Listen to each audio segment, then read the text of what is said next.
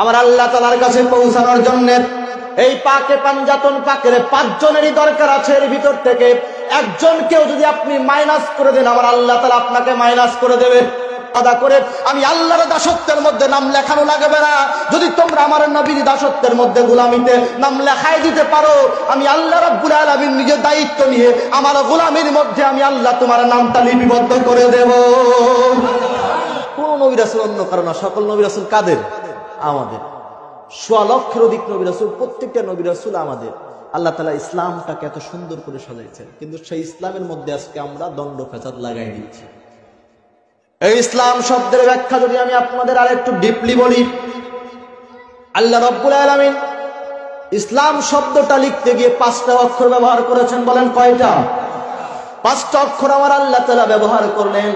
আলিফ scene লাম আলিফ মিম, এই 5টা অক্ষর দিয়ে আমার আল্লাহ রাব্বুল আলামিন ইসলাম শব্দটাকে সাজাইছেন। আমার আল্লাহ রাব্বুল আলামিন তার পরিষদটাকে সাজালেন 5 জন দিয়ে। তারা দুনিয়া পরিচালনার এই পরিষদটাকে আল্লাহ রাব্বুল আলামিন 5 জন দিয়ে সাজালেন। মুহাম্মাদুর রাসূলুল্লাহ সাল্লাল্লাহু আলাইহি ওয়াসাল্লাম, মাওলায়ে কায়নাত শেরে খোদা সাইয়্যিদাতুনা মা ফাতেমাতুজ জাহরা, ইমামে হাসান ইমামে হুসাইন আলাইহিমুস সালাম, এই 5 জনকে দিয়ে আল্লাহ রাব্বুল আলামিন তার পরিষদটাকে সাজালেন। দিনে রাতে আল্লাহ রাব্বুল আলামিন আমাদের নামাজ দিলেন 5 ওয়াক্ত। হাতে পায়ে আল্লাহ রাব্বুল আলামিন আমাদের আঙ্গুল দিয়েছেন 5টা করে, ঠিক কিনা বলেন? আর জায়গাতে আল্লাহ রাব্বুল আলামিন 5 শব্দটাকে উল্লেখ করে রেখেছেন। কেন এই 5 শব্দটা আমার আল্লাহ তাআলার কাছে এত প্রিয় হলো? এই দিনে রাতে 5 ওয়াক্ত নামাজ না দিয়ে আমার আল্লাহ রাব্বুল আলামিন 6 ওয়াক্ত নামাজ দিতে পারতেন বা 4 ওয়াক্ত নামাজ দিতে পারতেন। 5-এর মধ্যে কেন সীমাবদ্ধ রাখলেন? একটাবার কখনো আমরা চিন্তা করি না? এই হাতের মধ্যে আল্লাহ রাব্বুল আলামিন 5টা আঙ্গুল না দিয়ে 6টা আঙ্গুল দিতে পারতেন, আবার 1টা আঙ্গুল কমাই দিতে পারতেন, 4টা আঙ্গুল দিতে পারতেন। একটাবার আপনি চিন্তা করেন, আপনার মধ্যে হাতের মধ্যে 5টা আঙ্গুল আছে, আপনি প্রত্যেকটা কাজ কত সুন্দর করে করতে পারতেছেন। যদি এর ভিতর থেকে 1টা আঙ্গুল আপনার মাইনাস হয়ে যায়, 1টা আঙ্গুল যদি আপনার বাদ হয়ে যায়, আপনি কিন্তু এই হাত দিয়ে আর ভালো মতো কাজ করতে পারবেন না, কোনো কিছু ধরতে পারবেন না। তার মানে সঠিকভাবে আপনার কর্মগুলো সম্পাদন করার জন্য 5 দরকার আছে। কথা বলেন না কেন? 5 দরকার আছে। এর ভিতর থেকে 1 যদি আপনার মাইনাস হয়ে যায়, তাহলে আপনার কর্মগুলি উল্টাপাল্টা হয়ে যাবে। তার মানে বোঝা যায়, আপনি যদি এই পাকে পাঞ্জাতন পাকের 5 জনের 1 জনকে বাদ দিয়ে দেন, তাহলে আল্লাহ রাব্বুল আলামিনের কাছে আপনি কখনো পৌঁছাইতে পারবেন না। আমার আল্লাহ তাআলার কাছে পৌঁছানোর জন্য এই পাকে পাঞ্জাতন পাকের 5 জনেরই দরকার আছে। এর ভিতর থেকে একজনকেও যদি আপনি মাইনাস করে দেন, আমার আল্লাহ তাআলা আপনাকে মাইনাস করে দেবে। 5 জনের ভিতর থেকে একজনকেও আপনি মাইনাস করতে পারবেন না, ছেড়ে দিতে পারবেন না। আজকে সমাজের মধ্যে এমন পর্যায় তৈরি হয়েছে, আমার আল্লাহ রাব্বুল আলামিন পাকে পাঞ্জাতন পাকের 5 জন সদস্য রেখেছেন। সেই 5 শব্দটাকে আমার আল্লাহ তাআলা এই 5-এর প্রেমে পড়ে গিয়েছেন, এমন প্রেমে পড়ে গিয়েছেন যে তার সৃষ্টিকুলের প্রতিটা জায়গাতে জায়গাতে আল্লাহ রাব্বুল আলামিন এই 5 শব্দকে সেট করে রেখেছেন, এই 5 অক্ষরটাকে দিয়ে রেখেছেন। কারণ দুনিয়ার জমিনে আমরা দেখি, দুনিয়ার জমিনে আমরা দেখেছি, যে ব্যক্তি যাকে বেশি মহাব্বত করে, আপনি যদি আপনার সন্তানকে খুব বেশি ভালোবাসেন, একটা দোকান উঠাবেন আপনি, সেই দোকানের নামটা আপনি আপনার সন্তানের নামে করতেছেন। চাইলেই কিন্তু নিজের নামে করতে পারতেন, কিন্তু সন্তানের নামে দিচ্ছেন। আপনি একটা বাড়ি উঠাবেন, কিন্তু সেই বাড়িটা নিজের নামে না দিয়ে যাকে বেশি মহাব্বত করেন তার নামে বাড়ির নামটা করে দিচ্ছেন, ঠিক কিনা বলেন?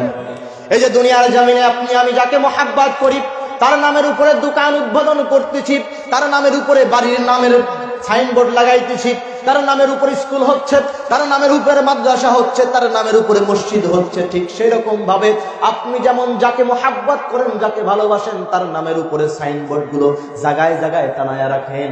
আমার আল্লাহ রাব্বুল আলামিন যাদেরকে মহাব্বত করেন, ভালোবাসেন, তাদের নামগুলো আমার আল্লাহ তাআলা তার সমগ্র সৃষ্টিকুলের মধ্যে সাইনবোর্ড লাগায়া রেখেছেন। ও ভাই মুসলমান, আজকে পাকে পাঞ্জাতন পাকের নাম শুনলে মানুষ নাক ছিটকায়, এমন আছে না নাই? কথা বলেন, আছে না নাই? এই যে যারা পাকে পাঞ্জাতন পাকের নাম শুনলে নাক ছিটকায়, রাসূল পাক সাল্লাল্লাহু আলাইহি ওয়াসাল্লামের নাম শুনলে, আল্লাহর নবী সাল্লাল্লাহু আলাইহি ওয়াসাল্লামের মর্যাদা মানকাবাত শুনলে আজকে মানুষের কষ্ট হয়। আহলে বাইতের কথা তো দূরের কথা, রাসূলে পাক সাল্লাল্লাহু আলাইহি ওয়াসাল্লামের সম্মানের কথা বললেও আজকে কিছু মানুষের ভালো লাগে না, আছে না নাই? ও ভাই মুসলমান, কেমন মুসলমান আপনি হয়েছেন? ধর্মকে শিখবেন। কিভাবে ধর্মকে শিখবেন? কিভাবে আপনি মুসলমান হবেন? কিভাবে আপনি মুমিনের কাতারে যাবেন, মুত্তাকির কাতারে যাবেন? আল্লাহ রাব্বুল আলামিন বলেছেন, ইন কুনতুম মুমিনিন, যদি তোমরা মুমিন হও, যদি তোমরা মুমিন হও, এই কথাটা আমরা আল্লাহ কোরআনে অনেকবার অসংখ্যবার উল্লেখ করেছেন। আপনি যদি আমাকে জিজ্ঞাসা করেন, মাওলানা সাহেব একটু আমাকে সাজেস্ট করেন কিভাবে আমি মুমিন হতে পারি, কিভাবে আমি আল্লাহওয়ালা হতে পারি, আমি আপনাকে এক সেন্টেন্সে, এক বাক্যে আমি আপনাকে জবাব দেব। আমার ভাইয়েরা, আমার বন্ধুরা, যদি আল্লাহওয়ালা হতে চান, যদি আল্লাহর বন্ধুতে পরিণত হতে চান, যদি আল্লাহর প্রেমিক হতে চান, মুমিন বান্দা হতে চান, মুসলমান বান্দা হতে চান, তাহলে আর কোনো কাজ নয়, রাসূলে পাক সাল্লাল্লাহু আলাইহি ওয়াসাল্লাম এবং আহলে বাইতের প্রতি নিজেকে ফানা করে দিতে হবে।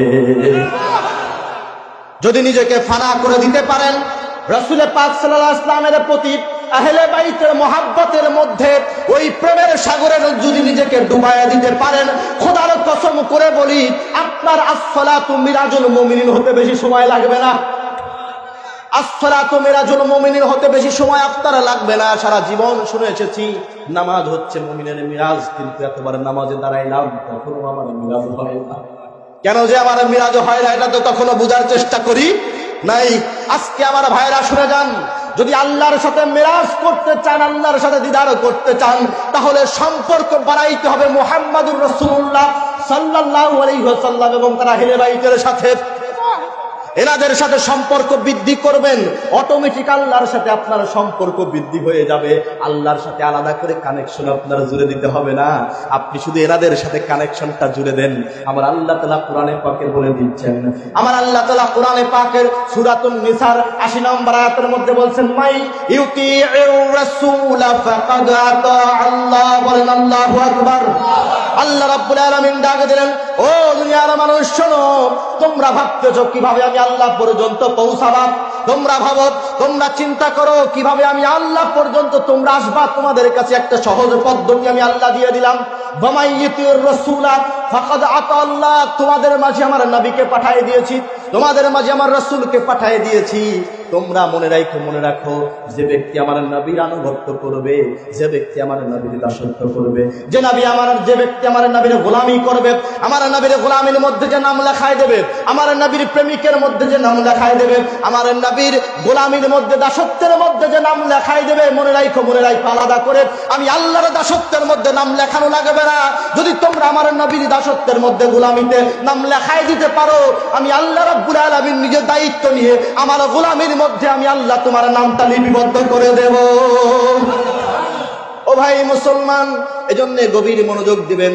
ছোট্ট একটা কথা আপনাদেরকে আজকে বলে দিতে চাই, যদি আল্লাহওয়ালা হতে চান, যদি আল্লাহর সাথে নিজের কানেকশনটা জুড়ে দিতে চান, রাত্রিবেলা যখন গভীর রাতে ঘুমায়া থাকবেন, ওই ঘুমের মধ্যে যখন হঠাৎ করে আপনার ঘুমটা ভেঙে যাবে, গভীর রাত্রে নিশি রজনীতে যখন আপনার ঘুমটা ভেঙে গিয়েছে, চোখটা বুঝে একটাবার আমার নবীর দিকে ধ্যান করে আমার নবীকে একটাবার ডাক দেন, আমার নবী দেখবেন ওই রওজা পাক থেকে আপনার সামনে ঘরের মধ্যে হাজির হয়ে যাবে।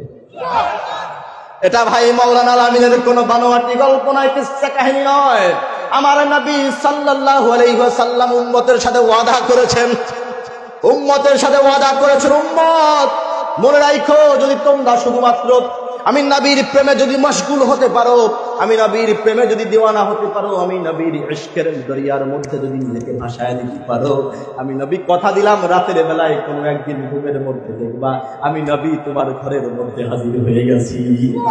এবং আমার নবী এটাও বললেন, শোনো শোনো, শুধু তাই নয়, তাই নয়, যদি তোমরা কোনোদিনও দেখো ঘুমের ঘরে ঘুমায় আসো, আমি নবী তোমার স্বপ্নের মধ্যে হাজির হয়ে গেছি। ঘুম থেকে ওঠার পরে ভাববা, আসলেই কি আমার নবী আমার স্বপ্নে এসেছিল নাকি? এই কথা কখনো ভাইবো না, ভাইবো না। মনে রাখবা, আমি নবী যদি তোমাদের স্বপ্নের মধ্যে যাই, মনে রাখবা সেটা আমি মুহাম্মদুর রাসূলুল্লাহ সাল্লাল্লাহু আলাইহি ওয়াসাল্লাম ছিলাম। কারণ আমার সূরত কখনো শয়তান ধারণ করতে পারে? কথা বলেন, পারে? তার মানে আমার নবী যে স্বপ্নে আসবেন, তার মানে উনি রওজা পাক থেকে সরাসরি আপনার মহাব্বতে আপনার ডাকের সাড়া দিয়ে আপনার ঘুমের মধ্যে আসতে পারে কি পারে না? আপনার ঘরে আসতে পারে কি পারে না? তো সেই নবীকে যদি নিজের স্বপ্নে আনতে চান, সর্বপ্রথম শর্ত আমার নবীর ইশকের দরিয়াতে নিজেকে ফানা করে দেওয়া। নবীর ইশকের দরিয়ার মধ্যে নিজেকে ফানা করে দেন। এজন্য তরিকতের জগতে আমরা কয়েকটা ভাষা ব্যবহার করি, ফানাফির শায়খ, ফানাফির রাসূল, ফানাফিল্লাহ, বাকাবিল্লাহ। শোনেন নাই কথাগুলো? এই যে ফানাফির শায়খ বলা হয়, ফানাফির শায়খ মানে আপনার পীরের প্রতি ফানা হয়ে যাওয়া, ফানাফির রাসূল মানে রাসূলের প্রতি ফানা হয়ে যাওয়া। তারপরে